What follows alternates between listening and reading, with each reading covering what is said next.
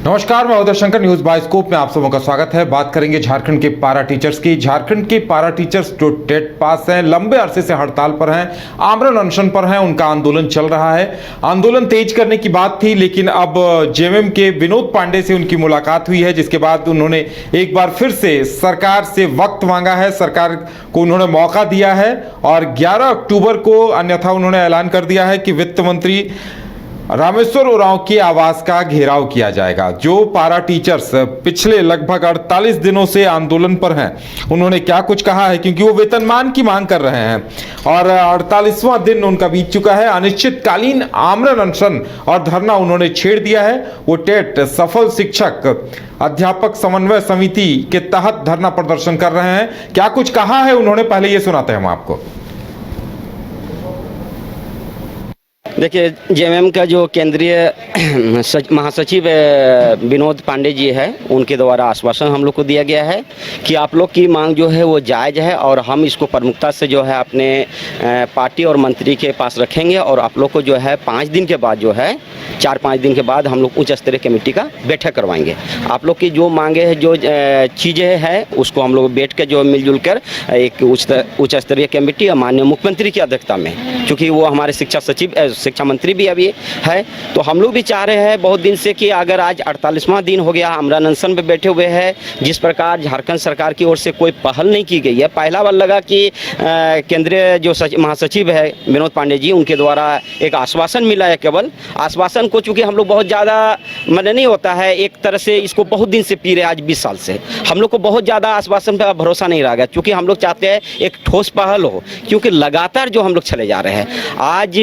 2002 से जब से हम लोग बने हैं और जब से आंदोलन जब हुई है, देखते हैं कि लगातार सरकार हमेशा आश्वासन दी है और एक तरफ वो इधर मान लीजिए कि ठीक है, उधर शुरुआत जो थी हम लोग को पहले बोला जा रहा था कि हाथ उठा के आए थे। हम लोग ने परीक्षा 2 बार, पिछले बार में हम लोग ने कहा था कि 2 बार टेट परीक्षा दी है और टेट परीक्षा देने के बाद जो है 2015 में जो नियुक्ति हुई थी उसमें सीधी नियुक्ति हुई थी। अभी भी जो अल्पसंख्यक विद्यालय में हो रहा है वो सीधी नियुक्ति हो रहा है। हम लोग भी मांग कर रहे हैं कि हम लोग जब 20 वर्ष से कार्यरत है और 20 साल से कार्य रहने के बाद भी अगर हमारे साथ सरकार जो है सौतेलापन व्यवहार कर रही है, तो ये नाइंसाफी है। हम लोग चाहते हैं कि इस माटी की सरकार को जो हम लोग ने बनाने में बहुत अहम रोल अदा किया है और जिस प्रकार माननीय मुख्यमंत्री जी हेमंत सोरेन ने अपने वादे में कहे थे कि 3 महीना जैसे होगी आप लोग का जो है स्थायीकरण और वेतनमान दिया जाए। देखिए, जेएमएम का जो केंद्रीय महासचिव विनोद पांडे जी है, उनके द्वारा आश्वासन हम लोग को दिया गया है कि आप लोग की मांग जो है वो जायज़ है और हम इसको प्रमुखता से जो है अपने पार्टी और मंत्री के पास रखें। और ज़्यादा जानकारी के लिए इस वक्त हमारे साथ हमारी संवाददाता करिश्मा जुड़ी हुई है। सीधे चलेंगे करिश्मा के पास। करिश्मा, वाकई में ये बड़ी हैरत की बात है कि 48 दिनों से आमरण अनशन, अनिश्चितकालीन धरना चल रहा है, सरकार की तरफ से कोई प्रतिनिधि मंडल नहीं गया है और सबसे विडंबना ये है कि ये सभी शिक्षक हैं, यानी बच्चों की पढ़ाई का भी नुकसान उठाना पड़ रहा होगा अभी तो।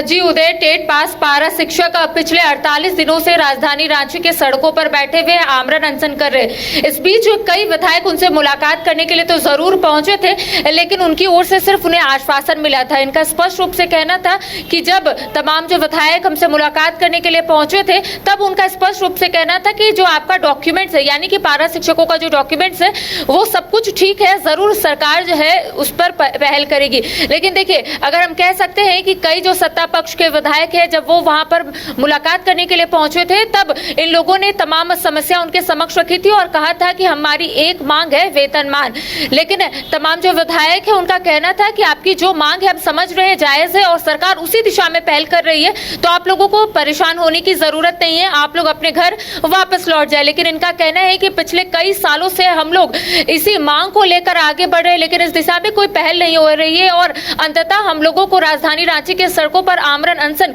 करने पर सरकार जो है वो मजबूर कर रही है। स्पष्ट रूप से उनका यह भी कहना था कि जब रघुवर दास की सरकार थी उस वक्त भी ये लोग अपनी आवाज को उठाए थे, लेकिन रघुवर दास ने कोई ठोस निर्णय नहीं लिया था, जिस वजह से ये लोग 15 नवंबर यानी कि जब झारखंड का स्थापना दिवस था, तब उस वक्त भी ये लोग वहां पर जाकर काला बिल्ला लगाकर पहुंचे थे और काला झंडा दिखाकर कहीं ना कहीं सरकार को एक मैसेज देने की कोशिश कर रहे थे। आज उसी तरीके से जब मैंने उनसे सवाल पूछा कि 48 दिन बीत गए हैं, आप आप लोग राज्यपाल से भी मुलाकात करने गए, मुख्यमंत्री हेमंत सोरेन से भी मुलाकात करने गए, लेकिन इस बीच कोई पहल देखने को नहीं मिल रही है। तो उनका स्पष्ट रूप से कहना था कि अब हम लोग आत्मदाह करेंगे क्योंकि सरकार जो है वो सिर्फ हमें आश्वासन दे रही है। देखिए, इस बीच लोगों की ओर से कई रणनीति उदय बनाई गई है। एक हो जहां इन लोगों का कहना था कि हम लोग तमाम आरजेडी, कांग्रेस और झारखंड मुक्ति मोर्चा का जो कार्यालय है वहां का घेराव करेंगे, लेकिन जिस तरीके से इनका स्पष्ट रूप से कहना है कि विनोद पांडे से इनकी मुलाकात कल रात में हुई थी और विनोद पांडे ने, जो झारखंड मुक्ति मोर्चा के नेता है, उनका स्पष्ट रूप से कहना था कि आप लोग घेराव मत कीजिए, सरकार आप ही की दिशा में काम कर रही है, तो आप लोग को घबराने की जरूरत नहीं है फिलहाल। तो आज का जो कार्यक्रम इन लोगों का था झारखंड मुक्ति मोर्चा के कैंप कार्यालय को घेराव करने का, तो वो स्थगित हो गया है, लेकिन इनका कहना है कि आगामी जो 11 अक्टूबर है उस दिन वित्त मंत्री रामेश्वर उरांव के आवास का घेराव करेंगे। देखिए, आपको याद होगा उदय कि जब 26,000 शिक्षकों की नियुक्ति को हाईकोर्ट ने रोक लगा दी थी, उस वक्त भी इन लोगों का सिर्फ यही कहना था कि हम लोग पहले ही से बोल रहे थे कि नियमावली में कई त्रुटियां हैं, लेकिन सरकार इस ओर ध्यान नहीं दी, इसीलिए 26,000 शिक्षकों की नियुक्ति को हाईकोर्ट ने रोक लगा दी है। लेकिन अब उस रोक को हाईकोर्ट ने हटा दिया है, तो इनका कहना है कि हमारा सीधा समायोजन होना चाहिए। साथ ही साथ ये भी अपने दर्शकों को जानकारी दे देते हैं उदय कि उसमें 50% पारा शिक्षकों के लिए रिजर्व किया गया है। कह सकते हैं कि 13,500 जो पारा शिक्षक है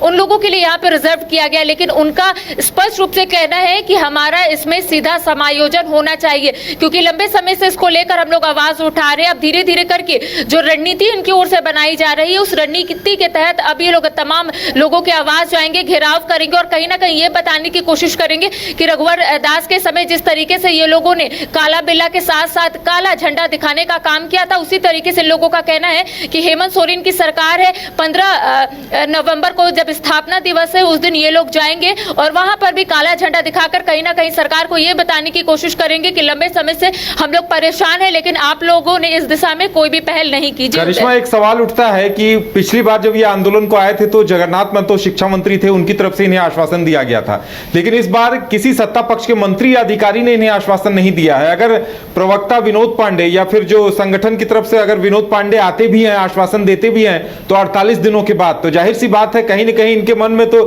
ये डर होगा कि एक बार फिर से हमें कहीं लॉलीपॉप न थमा दिया जाए। तो ऐसे में ये सवाल तो उठता है कि आखिर 48 दिनों तक पहल क्यों नहीं हुई? जी, आपने सही बोला उदय कि जब स्वर्गीय जगन्नाथ महतो शिक्षा मंत्री थे तब ये लोग उनसे मुलाकात करने के लिए पहुंचे थे, और ये कहना भी गलत नहीं होगा कि स्वर्गीय जगन्नाथ महतो ने इन लोगों के लिए एक पहल तो जरूर की थी, लेकिन उनका कहना है कि जगन्नाथ महतो ने जो पहल की थी वो सिर्फ यही पहल की थी, नाम बदलने की। यानी कि पहले इन लोगों को टेट पारा शिक्षक कहा जाता था और अब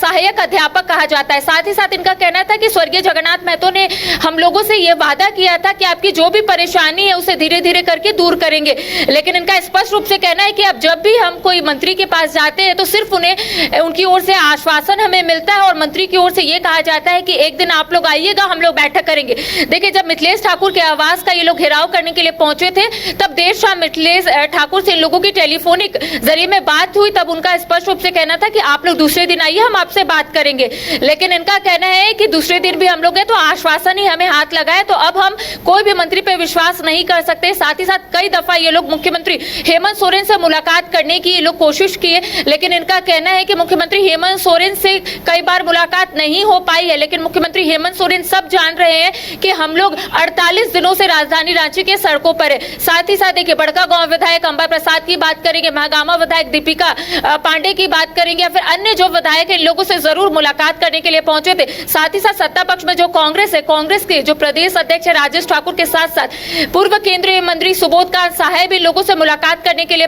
पहुंचे थे और स्पष्ट रूप से उनका कहना था कि आपका जो डॉक्यूमेंट्स है मैंने देख लिया है, सब कुछ ठीक है, सरकार आप ही की दिशा में जरूर काम करेगी, आप लोग घबराइए मत। लेकिन इनका कहना है कि जो आता है आश्वासन देकर जाता है, लेकिन 48 दिनों से हम लोग कैसे है कोई ये पूछने नहीं आ रहा है। जो लोग यहाँ पर धरना देता है, यानी कि देखिए, याद होगा कि कांग्रेस की ओर से महंगाई के खिलाफ जब धरना प्रदर्शन किया गया था उदय,